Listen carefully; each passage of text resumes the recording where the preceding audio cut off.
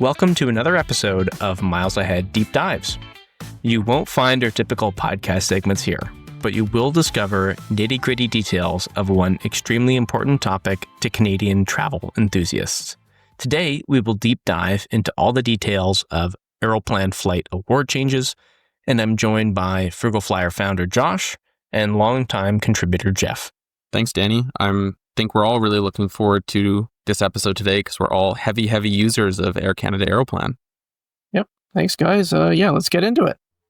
Fantastic.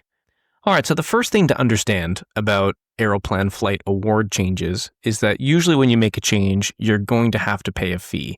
So understanding when to expect to pay a fee when you do have to change an award ticket is important. And Josh, you're going to go over the details for us to outline when you're probably going to have to shell out some money in order to have a more favorable itinerary or to get your points back. For sure. There's definitely times within the Aeroplan program where you may need to shift your dates or change the trip entirely. Unfortunately, this does tend to come at a cost. So if you do need to make changes, you're typically paying $100 per person per direction to change routing, departure time, or date on any standard or lowest fares. So standard refers to your economy fare. Lowest is the language that is used for premium economy or business class fares. So very important detail, per person per direction. So if you are changing your whole round trip for two people, we're now talking $400 in change fees, which is a massive amount of money. So just be aware of what you're getting into before you start trying to change this frequently. Air Canada Aeroplan is, in my eyes, one of the more expensive programs to make changes in. There is also a cost if you need to cancel a ticket, which it happens, right? Flights change or you just can't make that trip happen anymore. And there's a cost of $150 if you're canceling a standard economy or lowest fare class ticket, or $75 fee if you're canceling an economy flex ticket. There is also a potential surcharge of $25 if you call in to cancel via the call center. But Air Canada Aeroplan makes it super easy to self-serve all this stuff online, so you should really never be paying that fee. Awesome. So then now looking at when we don't have to fee, if there's a schedule change on our flight, Jeff, when do we get free changes? Yeah, so there's a couple scenarios where you will be able to change your flight for free. And that mostly comes down to schedule changes. If you're a person that books well in advance of your flight date, you will pretty often encounter schedule changes.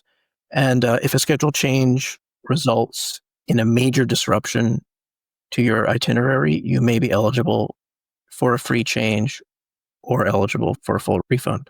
The other scenario is if you have a connecting itinerary and the schedule change results in the connection becoming too short or invalid, then you are also eligible for a free change or full refund. Yeah, no, that's an excellent outline, Jeff, for an idea of when you can maybe have a little bit more flexibility with your Aeroplan awards. And it is good practice to be booking as far in advance as we can, because you might end up in a scenario, as we'll talk about later, where you can take advantage of some of those schedule changes. But of course, where we do have free schedule changes and we can skirt some rules and regulations, there's also some scenarios where you will not be granted a free change to your Aeroplan award. And those cases would be if your flight is rescheduled to an earlier time and your route is not altered. So if there's any changes to your flights that you want to make, if you got moved earlier, that will incur a fee that's subject to the fare that you booked. So if you booked that standard or if you booked that lowest fare, that earlier flight, you're unfortunately stuck with it. If you want to change to a different time, then, well, you would have to pay that $150 cancellation fee, or you would have to pay that $100 change fee per person per direction. And then also, if you have a rescheduling that leads to a departure time that is later, but still results in the same or early arrival, any modifications to your flight will incur a fee subject to the same fare that you booked, as we talked about earlier. Now, just because there's a few situations where you're going to get 100% free changes and some situations where you won't get any free changes, there are some opportunities when you have an involuntary schedule change where you're going to get additional flexibility. And Josh, I know you've had a little bit of experience with this, maybe not as much as Jeff, but what can you tell us about some of that additional flexibility that you're going to get on an involuntary schedule change that causes a major disruption? For sure. So if you get hit with one of these involuntary schedule changes, you do actually end up with a lot more flexibility in being able to change your existing itinerary. You can do things such as changing your travel date, changing your connecting cities, and potentially even changing the airport that you're arriving at, as long as it falls within certain guidelines. So for domestic and transborder flights, you can change your travel date within about 3 days of your original book date. It's a little bit different for international flights, as this booking window is extended a bit to be 7 days plus or minus from that original travel date that you booked.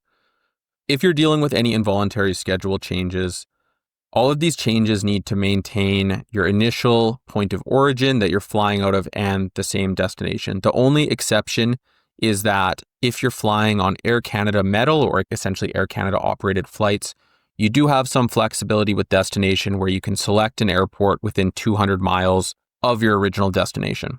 So for example, if you had booked flying into Tokyo Narita and your schedule change permits you to move to fly into Tokyo Haneda, completely valid as long as it's on Air Canada metal.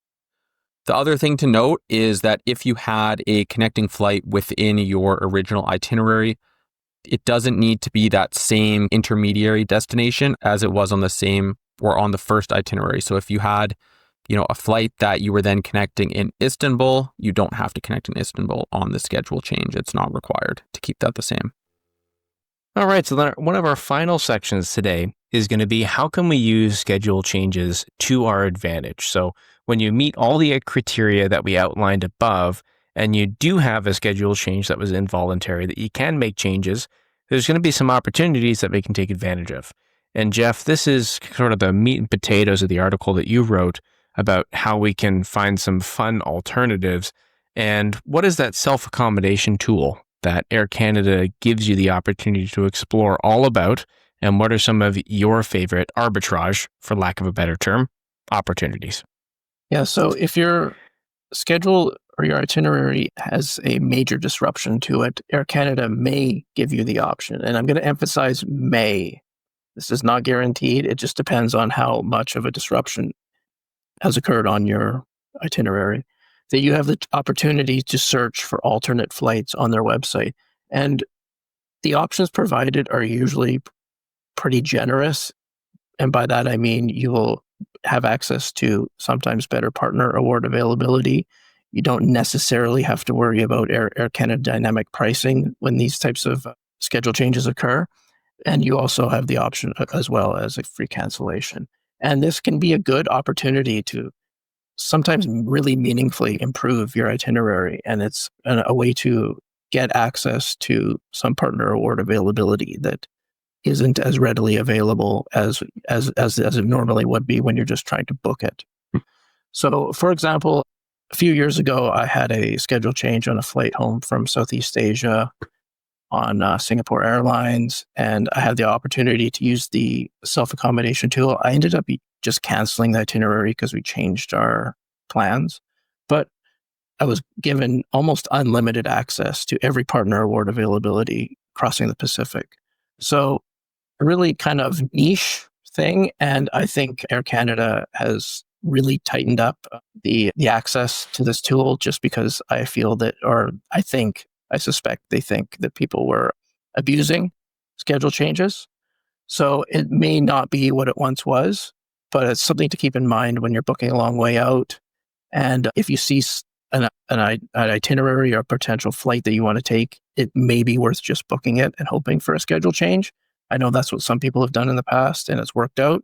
There's no guarantees, but it's one of the strategies that we can use. Yeah, no, those are all super valid points, Jeff.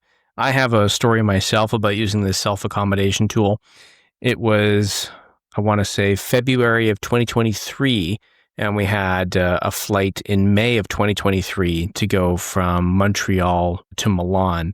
And I had actually booked that in economy latitude and used e-upgrades to instantly clear into business class. This is when we had lots of instantly upgradable space on transatlantic flights, which very hard to come across now, but there's still a few around. But more to the point, I had a schedule change on that itinerary, and the self-accommodation tool popped up, Lufthansa business class. And I thought, wow, well, what an opportunity. I've booked an economy award that I may or may not get bumped down from back into economy from business class using my e-upgrades. And I have a chance here to book directly into Lufthansa business class. That removes the risk, quote unquote, of me being bumped out of my business class seat thanks to a schedule change or a broken seat or an aircraft swap. And I could be directly in Lufthansa business class. I clicked on that option in the self-accommodation tool, and I immediately received a cancellation notice from Lufthansa that my itinerary was invalidated and that I would not be flying from Montreal to Milan through Frankfurt. And essentially, when I called the call center, they said, oh yeah, well, you can't use your e-upgrades to upgrade to business class on partner airlines. And to my argument, it was, well, I didn't use my e-upgrades. You offered me this opportunity to book directly into Lufthansa business class. So the moral of the story here is that if the self-accommodation tool gives you a business class itinerary on a partner airline when you've upgraded with your e-upgrades, it's not going to work. So try to stick to Air Canada only flights if you are using that self-accommodation tool on a confirmed e-upgrade with the Air Canada Economy Latitude system. And then, Josh, you've got one final tip for us about maybe maximizing a schedule change to avoid a cancellation fee. Yeah, so differing from the self-accommodation tool, which may or may not be available based on the change, if there is any change to your itinerary, even if it's 5 or 10 minutes, you have the option to cancel it for free. So if you are looking, if you're booking stuff speculatively, or all of a sudden you're not going to be able to do a trip or take a certain flight, there's really no point in canceling the flight right away as soon as you make that decision if it's still months away. A great strategy is just to sit on that flight and wait for a schedule change, as there should normally be something that will come through at some point. And then you can cancel for free versus paying the $150 per person. So provided you don't need the points back right away to make another booking, there's really no harm in just, pseudo holding those seats for the time being to save yourself some money. So it's a good option to take advantage of. Excellent point, Josh. Yeah, there's really no point in paying that cancellation fee unless you absolutely have to. So just hold on to that booking until maybe you need the points or there's a schedule change, and then you really don't have to pay that $150 fee. Now, there is one way to avoid fees, or there's two ways to avoid fees, really, that you would not have to pay any change or cancellation fees. And the first of those is booking flexible fares. So you can book on partner awards, what's called Economy Latitude or Business Flexible, if you're booking into a business class cabin. These do cost considerably more than a lowest or a standard fare that comes with that change fee and cancellation fee. So it's always worth considering if you're doing something purely speculative. Is it worth spending the extra points? Maybe, maybe not. I guess it depends on your appetite for paying those fees. The other way to avoid paying cancellation or change fees is, of course, being an Aeroplan Super Elite.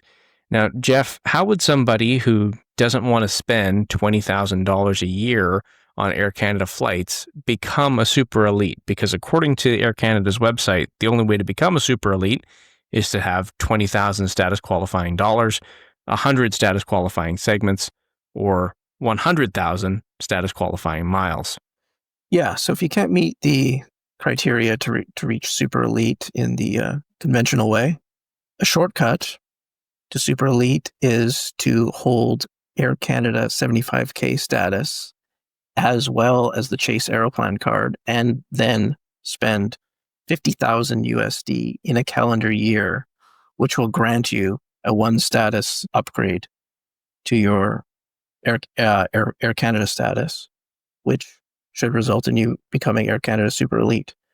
That's right. And of course, if we didn't mention it before, Air Canada Super Elites do not pay any change or cancellation fees on any award tickets that they've booked. So I know that there's a few Super Elites that are within our inner circles in the Miles and Points hobby, and they may or may not have 40 to 50 speculative bookings at any given time, just because they see a partner award that they maybe want to take and they don't want anybody else to have it. So they're going to scoop it up. And well, that does sound a little unfair. Kudos to them for either spending $20,000 with Air Canada every year, pre-taxes and fees, or being savvy enough to have the Chase Aeroplan card and really working the system at a very high level.